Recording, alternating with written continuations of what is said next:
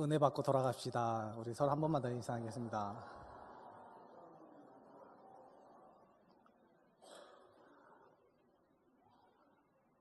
모 신문에 실린 기사입니다. 폭력배 5명이 가정집에 침입해 가족들을 위협하고 귀중품을 훔쳐 달아났습니다. 또한 신문의 내용이 또 한 가지 있습니다. 여행 중인 한 여성이 정체 모를 청년들에 의해 성폭행을 당했습니다. 그리고 서로 화합하지 못하고 다투고 싸우는 일들이 사회 구석구석에 계속 일어나고 있습니다. 이 신문에 실린 기사의 내용이 어느 시대의 내용일까요? 오늘 우리가 살고 있는 이 시대에 일어나는 일들이라고 인정하지 않을 수 없을 것입니다. 그런데요, 이런 기사의 내용들이 우리가 살고 있었던 이 시대만 일어나는 것이 아니라 그 과거에도 일어났었다는 사실입니다. 그런데 더 놀라운 것은 우리가 잘 알고 있는 성경책 안에도 이런 내용들이 있다라는 사실입니다. 그런데 그 시대가 어떤 시대인지 아십니까? 바로 사사 시대입니다. 모세가 이스라엘 백성들을 출애굽시켜 광야에서 40년간 그들을 이끌고 하나님께서 약속해 주신 땅, 젖과 꿀이 흐른 땅, 그 요단강을 건너기 전 모압 평지에 이스라엘 백성들을 모세가 이끌었습니다. 그리고 모세 이후에 여호수아가 요단강을 건너 하나님께서 약속해 주신 땅, 가나안 땅에 들어갑니다. 그리고 그 땅에 하나님께서 명령하신 대로 지파대로 그 땅을 분배받습니다. 그리고 이스라엘 백성들이 가나안에 정착하게 되었을 때 이스라엘 초대왕 사울이 등극하기 전까지 그 시대를 바로 사사시대라고 부릅니다. 하나님께서 위기 때마다 세우신 사사들에 의해 다스렸던 시대가 그 사사시대입니다. 그런데 그 시대는 무질서한 시대였습니다. 그 시대는 악이 판을 치던 시대였습니다. 그 시대는 틈만 나면 분열과 다툼이 있었던 시대가 바로 사사시대였습니다. 그 이유를 성경은 이렇게 분명하게 우리에게 말씀해 주고 있습니다. 우리 6절의 말씀을 같이 읽겠습니다. 그때에는 이스라엘의 왕이 없었으므로. 아멘. 자신의 소견대로 살 수 있었던 것은 바로 왕이 없었기 때문입니다. 목표도 없고 제재도 받지 않았으니 기분대로 살았습니다. 자기 중심적으로 자기의 쾌락과 유익을 위해서 살았던 것입니다. 어찌되었던 중심의 지도자가 없다는 것은 절대 유익한 일이 아닌 것 같습니다. 박근혜 씨가 대통령에서 탄핵되었을 때 우리나라는 대통령이 없는 기간을 보내야만 했습니다.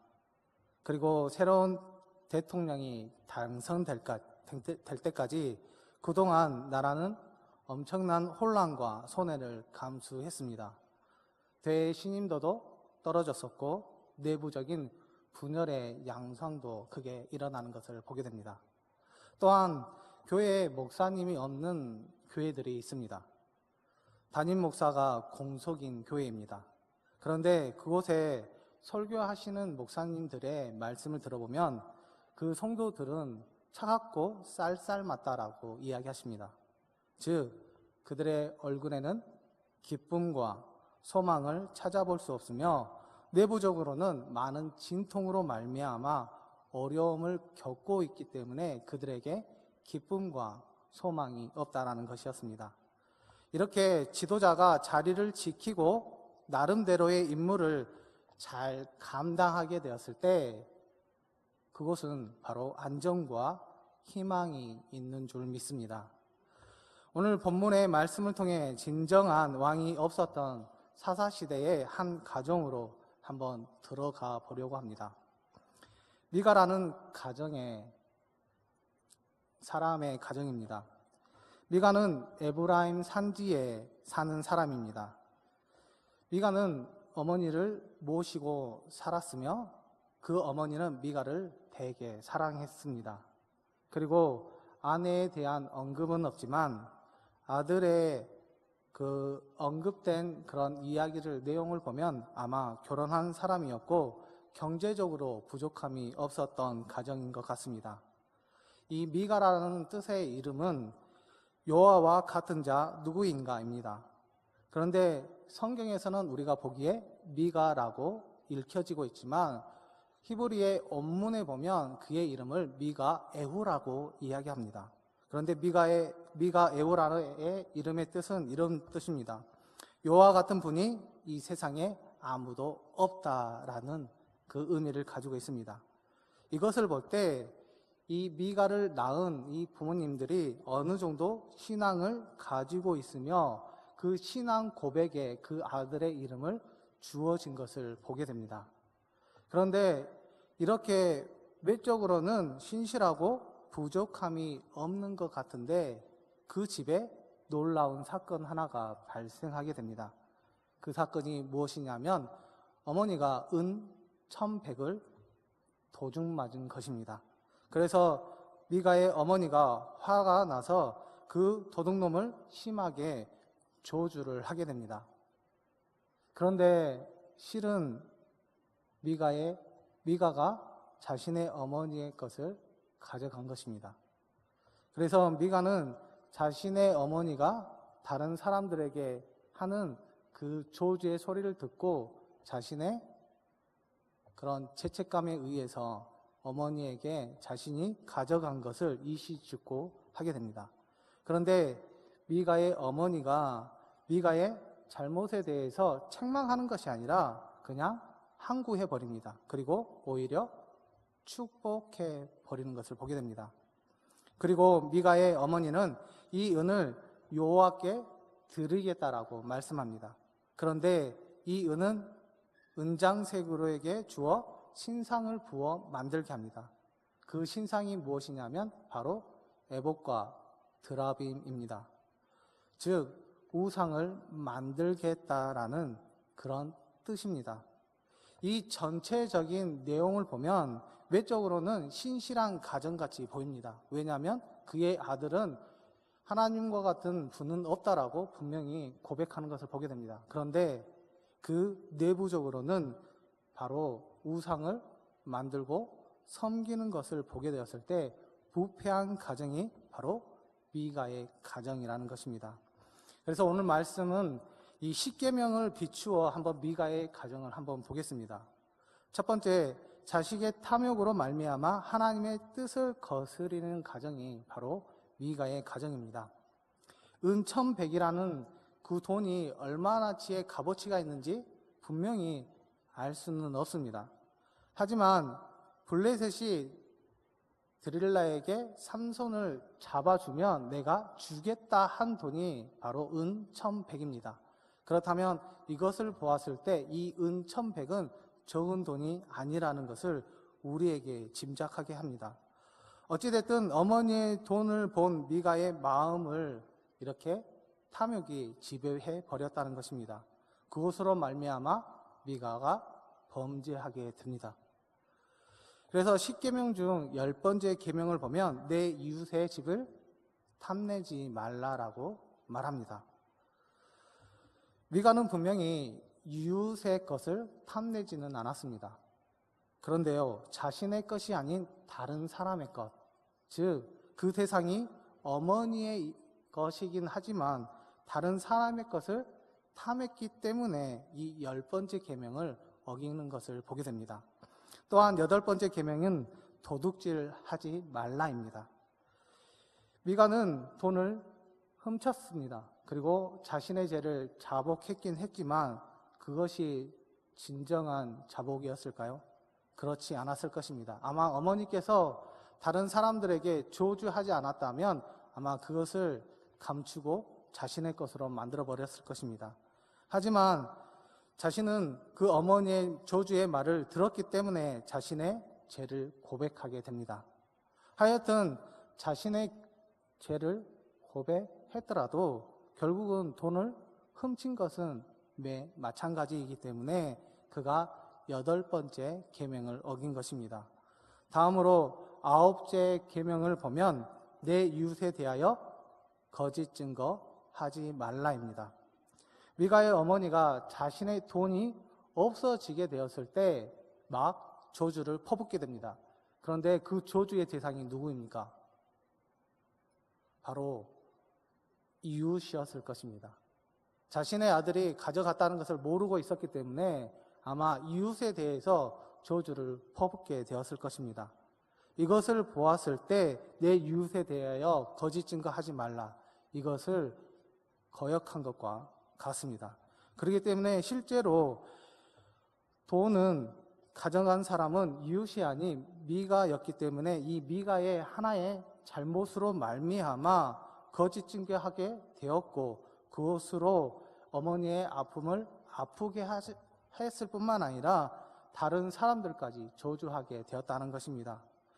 지금까지 미가의 탐욕으로 말미암아 8번째, 9번째, 10번째의 십계명을 어기게 되었습니다. 그런데요, 이 계명을 통해서 또 어긴 것이 하나 있습니다. 과연 무엇일까요? 그것은 5번째 계명인 내 부모를 공경하라라는 그 어명을 어기게 되었다는 것을 보게 됩니다. 결과적으로 자식의 탐욕으로 인해 하나님의 뜻을 어긴 가정이 바로 이 미가의 가정이라는 것입니다. 그리고 두 번째로 부모가 자식에 대한 맹목적인 사랑이 하나님을 무시하는 가정이 바로 미가의 가정이라는 것입니다. 미가의 어머니가 미가의 도둑질과 거짓말에 대해서 크게 문제를 삼지 않습니다. 어찌 보면 엄하게 책망하고 회초리를 들어야 하는데 그렇게 하지 않고 오히려 축복하고 있다라는 것입니다. 우리 2절의 말씀을 같이 읽겠습니다. 그의 어머니에게 이르되 어머니께서 은 1,100을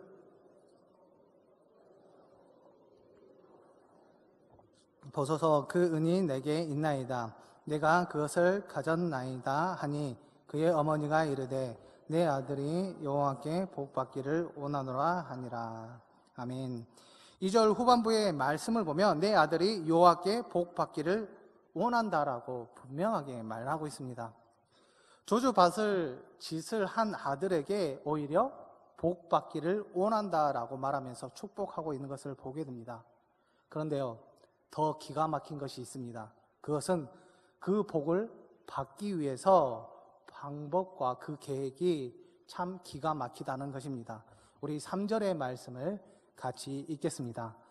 미가가 은 1,100을 그의 어머니에게 도로 주매 그의 어머니가 이르되 내가 내 아들을 위하여 한 신상을 새기며 한 신상을 부어 만들기 위해 내 손에서 이 은을 여호와께 거룩히 드리노라. 그러므로 내가 이제 이 은을 내게 도로 주리라. 아멘. 아들을 복받기 위하여 신상을 만들겠다라는 것입니다. 이 신상을 만들므로 말미암아 어떤 계명들을 어기게 될까요? 제1계명인 너는 나 외에 다른 신을 내게 두지 말라. 자식의 축복을 위해서 지금 신상을 둠으로 말미암아 첫 번째 계명을 어기게 됩니다. 그리고 제2계명, 우상을 만들지 말고 그것들에게 절하지 말며 섬기지 말라라고 분명히 말합니다. 그런데 신상을 만들었습니다. 그것뿐이겠습니까? 5절의 말씀을 보면 한 아들을 세워 제사장으로 삼습니다. 그것으로 말미암아 그들은 첫 번째 계명과 두 번째 계명을 어기는 것을 보게 됩니다. 자식의 잘못을 책망하기는커녕 잘못된 사랑으로 말미암아 하나님을 무시하는 가정이 되고 말았던 것입니다. 그리고 세 번째는 온 가족의 무지가 하나님을 욕되게 한 가정이 바로 미가의 가정이라는 것입니다.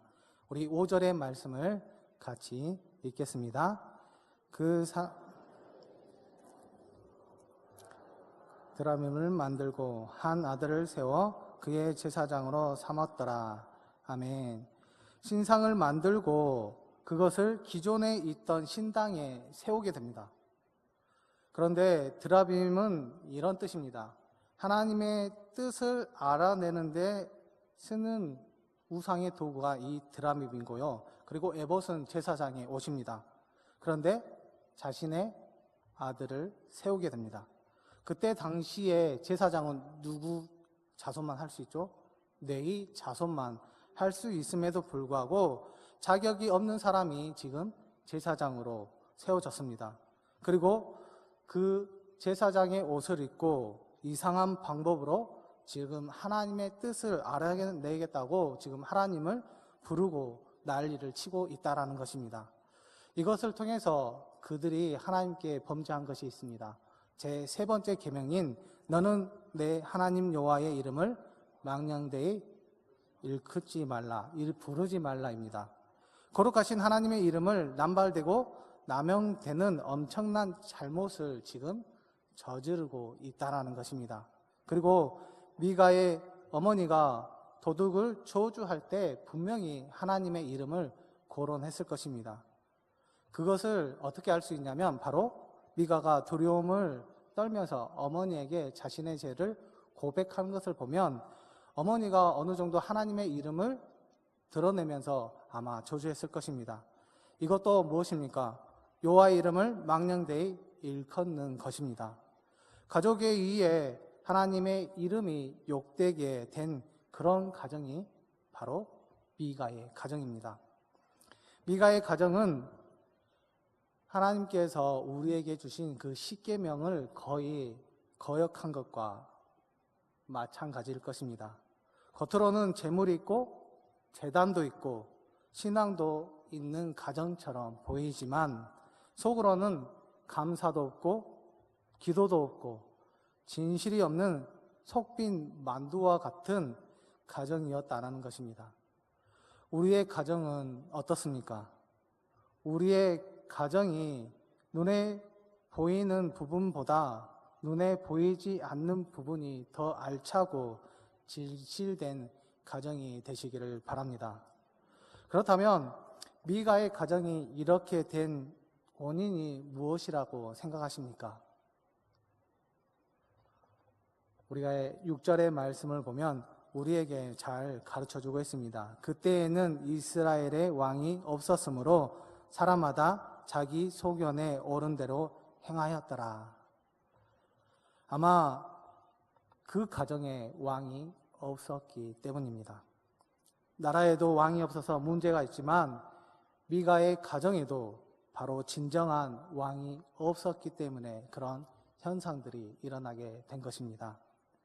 미가의 가정의 왕은 과연 누구였습니까? 아마 물질이었을 것입니다. 물질을 잃고 사람을 저주하는 미가의 어머니의 마음은 탐욕의 덩어리였습니다. 그렇기 때문에 미가를 위해 신상을 만들었을 뿐만 아니라 그것을 제작함으로 말미암아 자신의 아들의 복을 비는 것을 보게 됩니다. 그런데 그 복이 어떤 복입니까?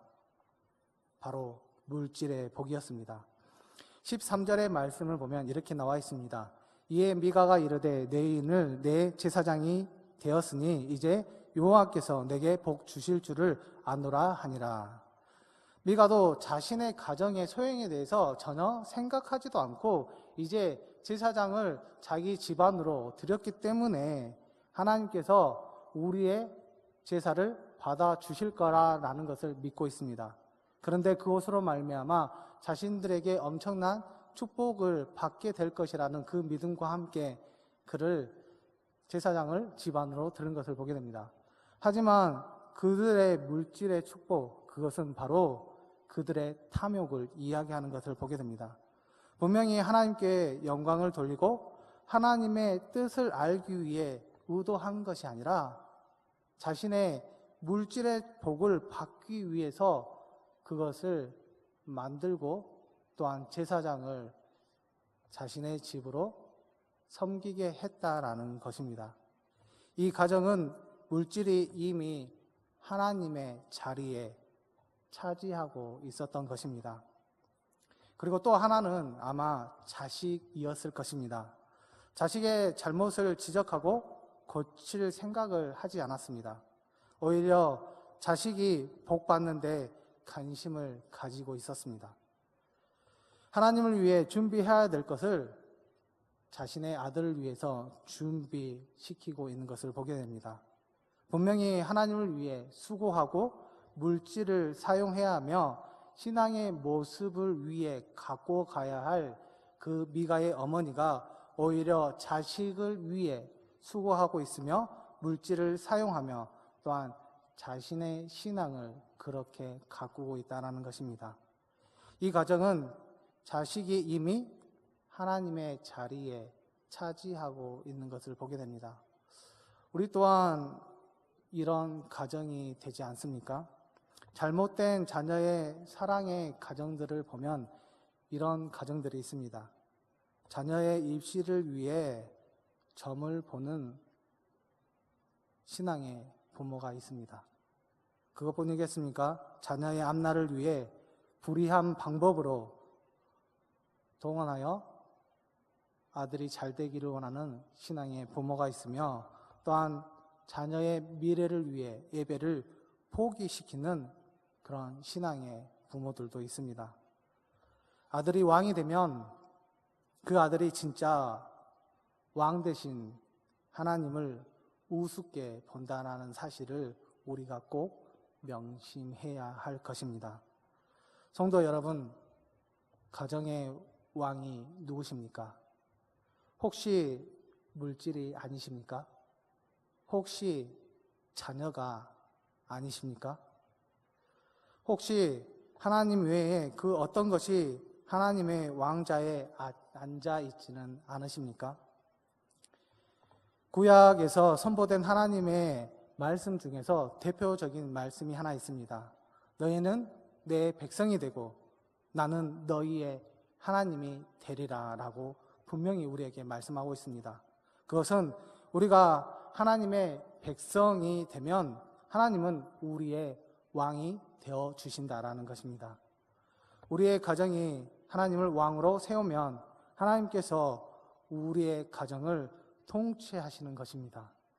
왕이신 하나님께서 우리의 가정을 주관할 수 있도록 우리가 그 자리를 내어드릴 수 있는 우리 금옥교회 성도 여러분들이 되었으면 좋겠습니다. 그랬을 때 하나님께서는 우리의 가정에 왕으로 와주셔서 우리의 가정이 죄악의 그늘에서 벗어날 수 있도록 도와주실 뿐만 아니라 가정에 평안과 승리가 있을 수 있도록 우리를 만들어 주실 것입니다. 그것뿐이겠습니까? 가정의 자녀들의 미래가 밝을 것입니다. 또한 그 가정에 기쁜 소식이 있을 수 있도록 하나님께서 함께 해주시고 도와주시고 이끌어 주시고 만들어 주실 줄 믿습니다. 하나님을 가정의 왕으로 모시기를 바랍니다. 그랬을 때 하나님께서는 우리의 가정의 왕이 되어 주셔서 하나님께서 더 없는 축복으로 우리에게 덧입혀 주실 뿐만 아니라 믿음의 가정, 믿음의 명문 가정이 될 수 있도록 우리를 만들어 주십니다. 가정에 하나님을 왕으로 모셔 축복받을 수 있는 우리 금옥교회 성도 여러분들이 다들 되시기를 소망합니다. 기도하겠습니다.